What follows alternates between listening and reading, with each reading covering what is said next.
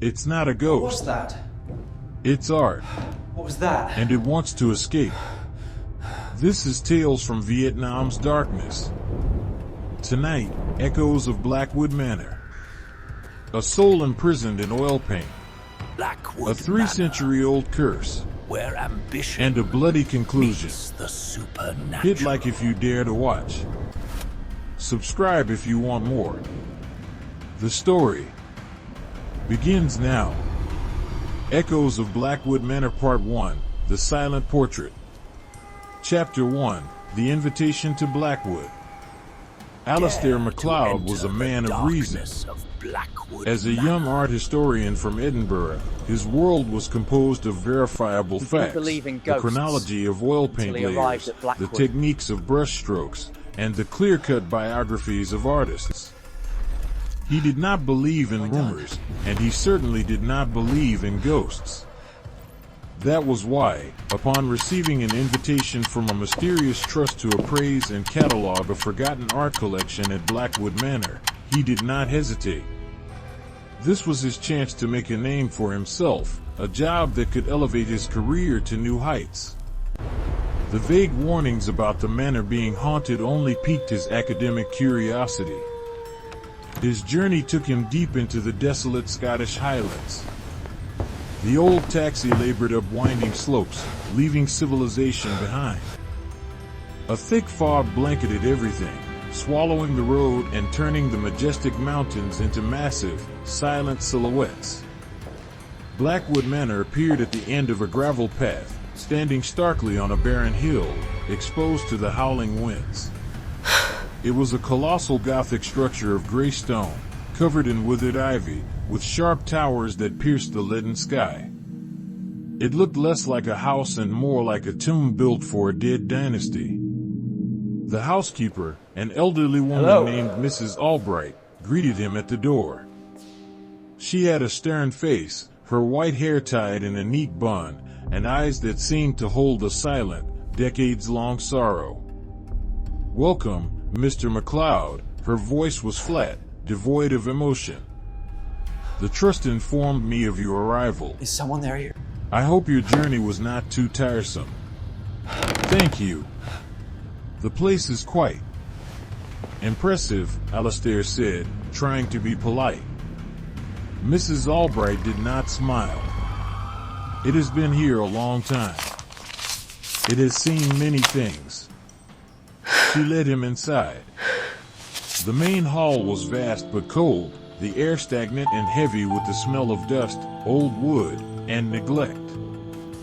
Daylight struggled to filter through the grimy stained glass windows. Suits of armor stood silent in the dark corners like ghostly sentinels. "Your room is in the west wing," Mrs. Albright said. "The main gallery is in the east wing. You may begin your work tomorrow morning. Dinner is served at 7. And Mr. Macleod," she paused, turning to face him, "there are a few rules at Blackwood. Do not wander after midnight. And stay away from the cellar. It is not safe." The warning, rather than frightening him, further ignited the historian's curiosity within him. He nodded in agreement, but in his mind, he had already resolved to explore every nook and cranny of this place. The first night passed in a deafening silence. The wind howled through the stone crevices, creating sounds like distant laments.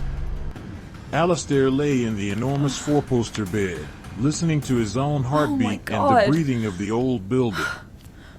He felt as if he were not the only one awake in the manor. Chapter 2, The Eyes of the Past. Alistair began his work with professional enthusiasm. The main gallery was a long, high-ceilinged space, its walls covered with portraits of the Blackwood family through generations. They all shared a gloomy, arrogant look, with eyes that seemed to follow him as he moved about the room. He spent days carefully examining, photographing, and documenting each piece. Most were valuable but not particularly remarkable works, in the style of 18th and 19th century English portraitists. until he saw it. The painting hung at the far end of the room, in the darkest corner, almost forgotten. It had no nameplate, no signature. It depicted a young woman, perhaps in her 20s, wearing a simple silk gown of ash gray. Her black hair was tied up, revealing an elegant neck. She possessed a delicate, melancholic beauty, but it was her eyes that captivated Alistair. My head. They were deep green, profound, and expressive. They did not look directly at the viewer, but gazed slightly to the side, as if she had just heard a sound from outside the frame. But within those eyes, Alistair saw a bottomless sorrow, a suppressed desperation, and an almost imperceptible flicker of fear. The painting had a strange allure. The technique was exquisitely, almost supernaturally, realistic. The woman's skin seemed soft, alive. The silk of her dress looked as if it could rustle with a passing breeze. Alistair spent hours looking at it, trying to identify the artist and the woman in the portrait. He provisionally named it the Lady in Grey. The strange occurrences began on the third night. He was working late in the gallery, the only light coming from his desk lamp. Suddenly, he heard a very faint whisper, like a woman's voice. He paused, listening. There was only the wind outside. He assumed he had imagined it. But then he caught a scent. A faint fragrance of jasmine, sweet yet cold, drifted past him and then vanished. That night, as he walked past the gallery on his way to bed, he glanced at the portrait of the Lady in Grey. His heart skipped a beat. In the dim moonlight filtering through the window, he could have sworn the woman's eyes were no longer looking to the side. They were staring directly at him. He rubbed his eyes, shone his phone's flashlight on it. The eyes were looking to the side, as they had been. It must have been a trick of the light and shadows. This is it. But Alistair, the man of reason, for the first time felt an inexplicable Elara, chill run down his her spine. green eyes. Those eyes seemed to soul have burned themselves into his mind. He felt as if they were still watching him, even after he had turned away. Part 2, Melody of Madness. Chapter 3, The Changing Brushstrokes. Alistair tried to push the strange events out of his mind, focusing on his work. What's that? He decided to delve deeper into the Blackwood family's genealogy, hoping to uncover the identity of the Lady in Grey. He spent days in the dusty library of the manor. Through old leather-bound ledgers, Blackwood he Manor, slowly pieced together a tragic where story. ambition The woman in the meets painting was Lady Elara Blackwood, the young wife of Lord Theron Blackwood, a man known for his cruelty and morbid artistic tastes in the early 18th century. According to the records, Lady Elara had died of a sudden, unknown illness at a very young age. There was no other information. The mystery only deepened Alistair's obsession. He returned to the gallery, and that was when the true horror began. Until he arrived at Blackwood. He realized the painting had changed.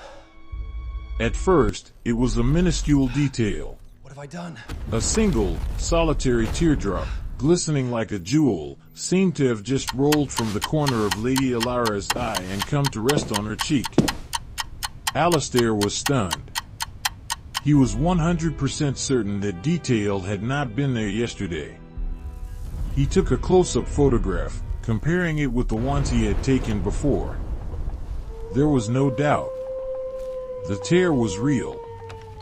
He tried to find a logical explanation. A change in humidity? Some chemical reaction in the old paint? But no theory seemed plausible. A few days later, the changes became more pronounced. The dark background behind Lady Elara seemed deeper, darker. The hand resting on her lap appeared to clench slightly, the fingers growing tense.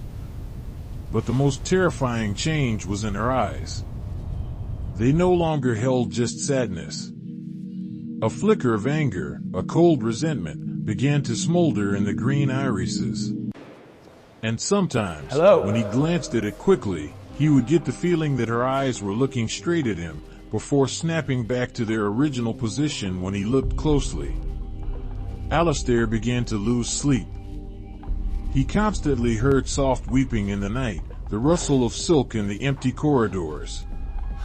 He felt he was being watched, not just by the portraits, but by an invisible presence, sorrowful and full of hate. His reason screamed that it was all due to stress and isolation, but his instincts told him otherwise.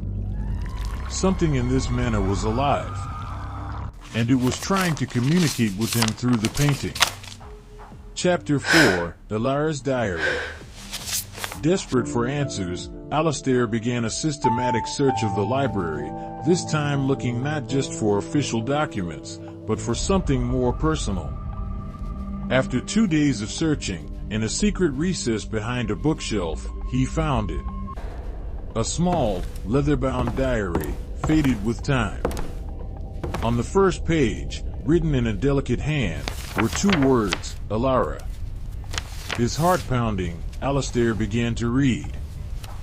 The yellowed pages told a story more horrifying than any ghost he could have imagined. Elara wrote of her marriage to Lord Theron as a living nightmare. Theron was not just an abusive husband, he was an art fanatic to the point of insanity. He was obsessed with capturing the soul of things in his paintings. He believed that conventional paints were lifeless. The final pages of the diary were written in a trembling, panicked scrawl. Elara recounted how Theron had decided to paint her final, greatest portrait. But he wasn't using ordinary oil paints. He says, to paint sorrow, one must use real tears. Oh my To god. paint life, one must use blood. To paint the soul, one must use the ashes of the person themselves. Alistair read the sentence over and over, his throat dry. Today, he took my blood. He mixed it with the vermilion pigment. He said my lips in the portrait would forever retain their warmth. I am afraid. I feel myself soul fading, trapped not in a in sickbed, art. but on this canvas. He is painting my soul out of my body. Each brushstroke is a piece of my life stolen. If anyone reads this, know that I did not die of an illness. I have been imprisoned. In my own portrait. The last line was smudged, as if written in a hurry. The following pages were blank. Alistair dropped the diary, his hands trembling. A horrific, impossibly insane truth dawned on him. The painting was not just a work of art. Get away It from was me! a prison. A tomb. Lord Theron, through some dark alchemy, had literally imprisoned his wife's soul within the layers of oil paint. Lady Elara wasn't haunting the manor. She was crying for help from inside her painted prison. And the tears, the anger, they were her desperate attempts to communicate. At that exact moment, a heart-wrenching, agonized scream of a woman echoed throughout the manor, seeming to emanate from the gallery itself. Alistair knew that now that he knew the truth, things would no longer be limited to whispers and tears. A rage, imprisoned for 3 centuries, was about to be unleashed. Part 3, Release from the Canvas. Chapter 5, The Portrait's Wrath. When Alistair rushed into the gallery, a blast of icy air hit his face. All the other portraits in the room had been slashed, the arrogant faces of the Blackwood clan clawed by invisible talons, except for the portrait of Lady Elara. The painting had now completely transformed. Elara's delicate face was contorted with rage, her green eyes blazed with an unholy light, and her mouth was open in a silent scream. The teardrop was gone, replaced by a fresh streak of red blood that ran down to her chin. The painting was no longer a static object. It pulsed and vibrated as if a frantic heart was beating beneath the canvas. The shadow of Lady Elara seeped out of the frame. It was not a hazy ghost. but a distinct entity woven from darkness and despair. She still Blackwood wore the collection ash-gray dress, destroyed in a but it was small now fire. tattered and stained with the black of oil paint. Her hair was undone, flying around her like angry serpents. This is Her it. face was a mask of torment. Release. Me. Elara, Her green voice did not eyes. come from her mouth, but exploded soul directly imprisoned. inside Alistair's head, a psychic scream that forced him to his knees, clutching his skull. The entire manor seemed to respond to her fury. Doors slammed shut and locked themselves. Lights flickered manically. Furniture began to levitate into was the that? air. But that was not was the that? worst of it. From the darkest corners of the room, another shadow began to form. A tall, imposing shadow, dressed in the attire of an 18th century nobleman, Blackwood carrying an Manor, almost suffocating aura of where evil and ambition tyranny. meets the Lord Theron. supernatural. He would not allow anyone to destroy his masterpiece. His spirit was also bound here, as its warden.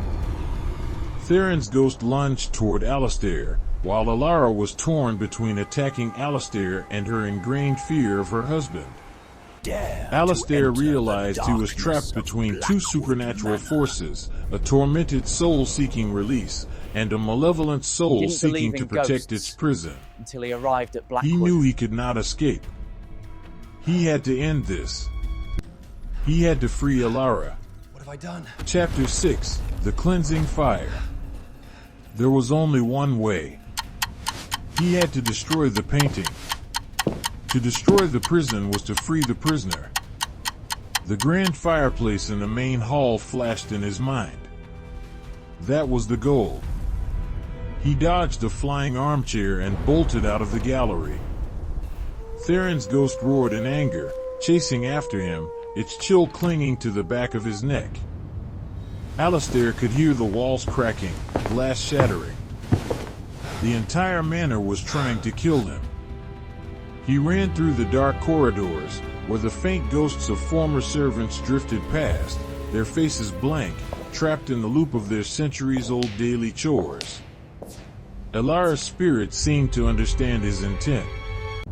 Her rage shifted focus. She began to attack Theron, creating supernatural explosions as the two ghosts collided. She was buying him time. Alistair rushed back into the gallery. Without hesitation, he Hello? tore the painting from the wall. The moment his hands touched the wooden frame, a feeling of immense pain and despair shot through his body, as if he were touching Elara's own suffering. He clutched the painting and ran towards the main hall. Theron, having temporarily broken free from Elara, appeared before him someone there? again, blocking his path. He raised his hand, and a decorative sword from the wall flew straight at Alistair. At the decisive moment, Elara's shadow shot forward, passing through Theron. He let out a pained shriek, momentarily discorporating. It was the chance Alistair needed.